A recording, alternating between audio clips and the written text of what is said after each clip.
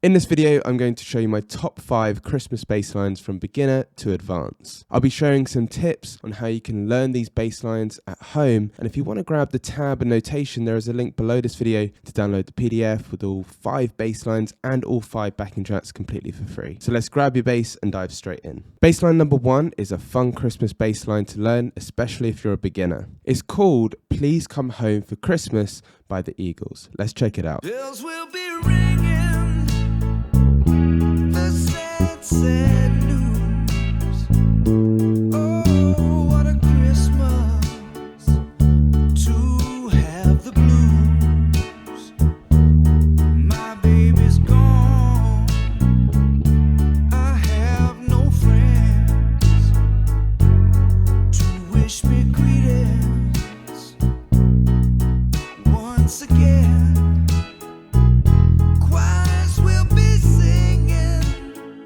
To make sure that you're feeling this bass line correctly and that you're playing the rhythms correctly, it's important to note that this song is in 12/8, which is kind of like playing triplets in 4/4. So as I'm playing this bass part, I'm feeling 1 and a 2 and a, or triplet, triplet, or 1 triplet, 2 triplet, however you want to count it, but it's that triplet pulse which is really key when playing this bass part. And the coolest thing about this groove is that you can really embellish the bass part by using notes from the scale between the roots of the chords. Let me show you what I mean. So let's just have a look at the first 2 or 3 bars. So in the first bar we've got, and then we've got a hammer on,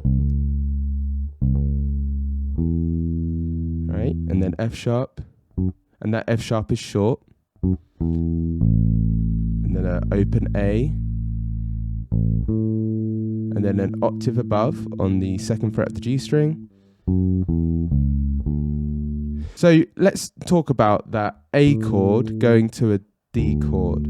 So we're in the key of A major, so the scale that I'm thinking in my head is the A major scale. Now, if you know your A major scale across the entire neck, I've got other videos on how to actually do that, then you'll know that you can play different notes of the A major scale to get between chords. So let me just demonstrate what I mean. So if you're going from like an A chord, like the 1 chord, up to this D chord, which is the 4 chord, there's a number of different ways I can get there. So say I've got 1 bar of A, 1 and 2 and 3 and 4 and then 1 bar of D and 3 and 4 and. So say I'm just going between those 2 chords. Now here the bass player goes to get between the chords, but you could do a number of different things to get between that A chord to the D chord. Let me demonstrate. So here's one example. You could go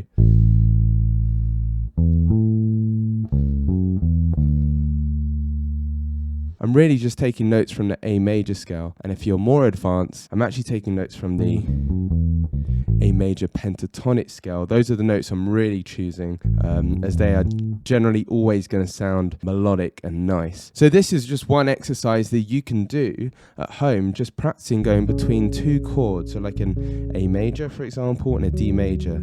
So the 1 chord and 4 chord, and then just finding different ways to go between the chords. One option is you can take notes from the scale, so take notes from the A major scale. Another option is you can take notes from the A major pentatonic scale, which is the A major scale without the 4th and 7th. But really, I'm just connecting the chords with those 7 notes. So let me just do one more example. So we have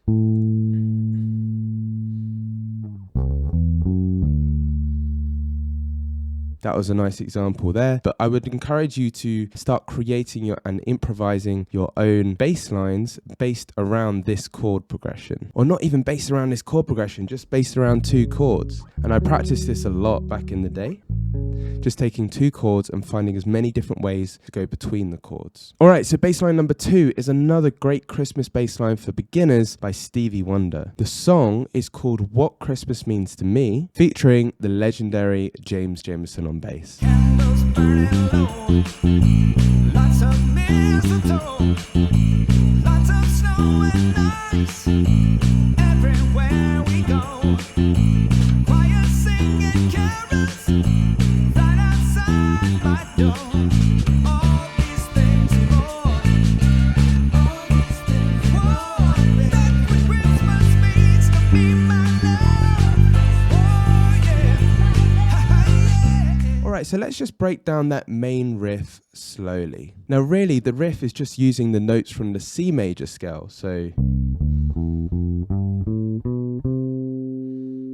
And in the left hand, I'm primarily using the 1 finger per fret system, which is where you assign 1 finger to each fret. So let's play the bass line. I'll break it down slowly. So we have a C.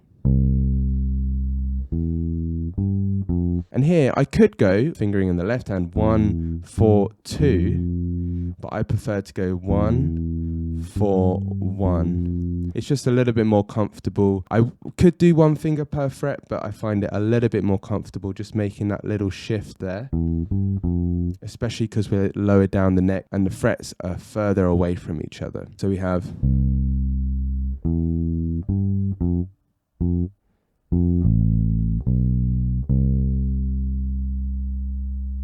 So those syncopated notes are on the offbeat. So we have 1 and 2 and 1 and 2 and then that A, the open A, is on the downbeat. So 1 and 2 and.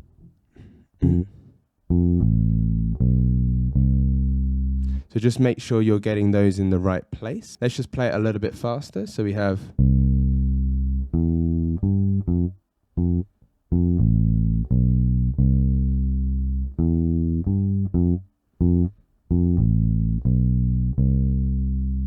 I would encourage you to check out the next section in the PDF because there's some really cool lines in there. Bass line number 3 is a little bit trickier, but also a very fun bass line to play. This one is called Santa Claus is Coming to Town, and we'll be checking out the Jackson 5 version. Now there is a little bit of a debate on who played bass on this song. It's either Wilton Felder or James Jamerson, so if you do know who played bass on this song, post it in the comments below to make sure that we're getting our facts correct. And while you're there, let me know what your favorite Christmas bass line is, and who knows, maybe I'll include it in next year's Christmas video. Alright, so let's check out bass line number 3.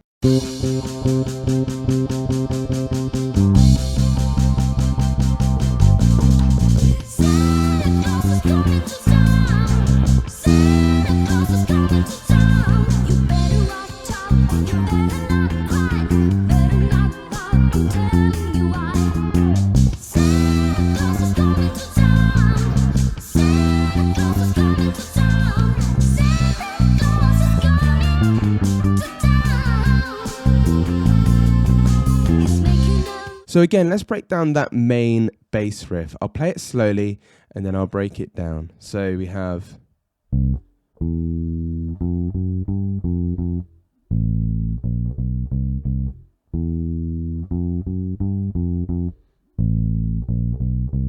And just like the last bass line, I'm kind of doing a combination of 1 finger per fret, but also what's called the Samandel technique, where I'm primarily using fingers 1 and 4 and occasionally finger number 2. So we have, first note is short, the C is short. So that's 1, 2, 3, 4, 2. So that E is on beat 2. So...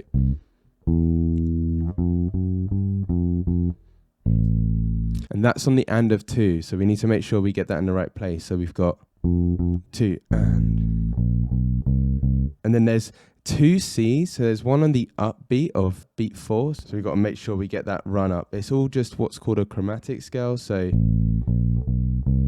and the fingering I'm using is open string, first finger, and then I shift with the first finger. And the reason why I shift the first finger is because then when I play with my second finger, I'm in the right position, or the position that I want to be, play the next part. If I didn't shift and I went, I'm not in the right position in the left hand. So it's key that you make that little position shift there. Shift. And then I shift here as well. And then I go 1, 2, 4. Up next is a more advanced bass line and one of my personal favorites from this list. It's by Donny Hathaway and it's called This Christmas. Now up until yesterday I was convinced this was Willie Weeks on bass, but after doing a little bit of digging online, apparently it's Donny's left hand, which just makes this bass line even cooler. So let's have a quick listen.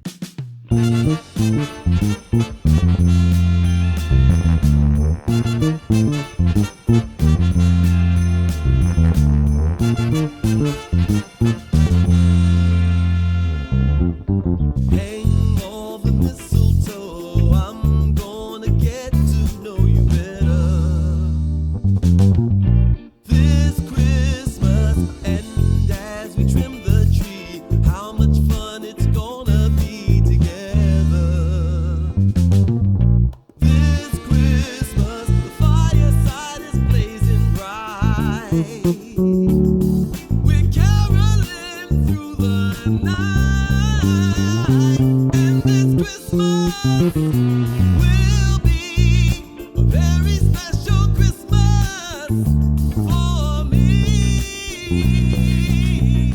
Let's have a quick look at how I'm playing that intro section. So we have B flat, E flat up here. And then I'm just shifting down. So I'm barring with my first finger. And then I'm going back straight into this kind of box shape, the Samandal technique in my left hand. So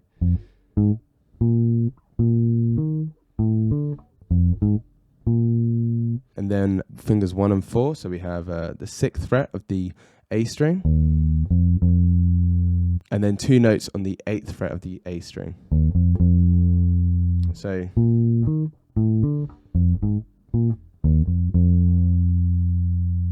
and then this is really key actually. This is a technique that many bass players struggle with, is barring with this 4th finger. And I don't really just bar with my 4th finger. My 3rd finger helps out the 4th finger. So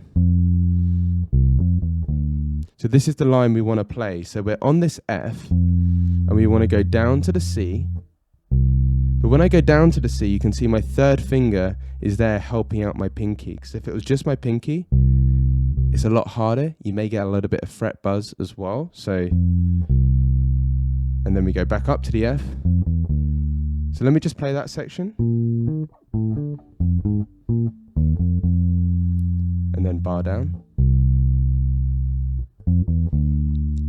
So you can see, when I shift back up, my 3rd finger and even my 2nd finger and 1st are there supporting this 4th finger. And this 3rd finger is also here because that's the next note. If there is a particularly tricky section technically in a bass line, I will always just break it down to maybe that little cell, which just means those 2 to 4 notes. So if I'm finding that bit tricky, I will just work on that part. I won't work on the rest of the part. I won't play the whole thing, so that's a waste of time. I would just play the tricky bit. So focusing on my technical weaknesses, and that's what's really going to help when I come to put the bass line, especially up to speed. Here's a really big tip as well, and an actual shape on the bass guitar that I use all the time. I call it like a Motown-y shape, but it's kind of this shape here where he goes. And if you look in the 4th bar of the PDF, this shape here, this shape, taking these 4 notes, it's a shape that I use all the time, especially when playing more of this soul-y, Motown-y, R&B type music. And it's in loads of songs, from Higher and Higher, from What's Going On, with Jameson, and then Forget You as well. But essentially it's this shape. And again, it's using that major pentatonic scale. If you don't know what a pentatonic scale is, I do have a video on this channel all about pentatonic scales, which you can check out. Maybe I'll leave a link below for that video. But this shape, we're in the key of F.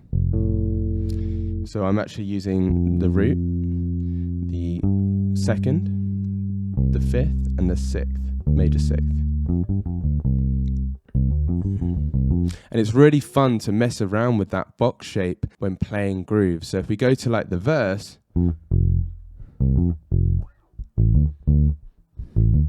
so if I'm playing a Motown style groove or soul or R&B groove in F, like the key of this song, I would be using those notes to try and improvise authentic Motown type bass line. So let me just show you what I mean. So we've got.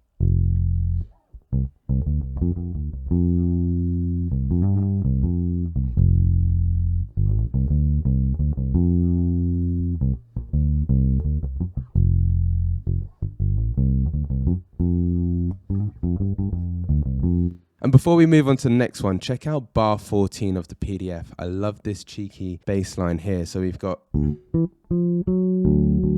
So he's using open strings, the open D string. So as he's playing that F sharp, E, F, F sharp, he's playing 2 Ds. And then to get down to the bottom, he's doing another open string. So he's using open strings to skip around the neck. So let's go from the bar before that. So we've got...